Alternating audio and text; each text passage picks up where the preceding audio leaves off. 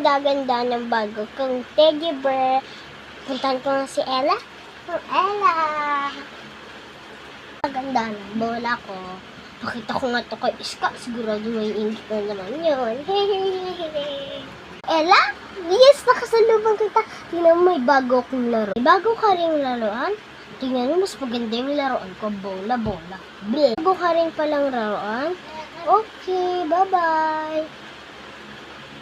Nainggit lang yun. Akala ko ako lang yung may bagong laruan. Siya di naman pala. Mas maganda pa. Nalalaro pa. Papabili na lang ako ganun kay mama. Ella, hindi ko pala nasabi sa'yo matagal na kitang gusto o sa'yo na lang. Alis na rin ako.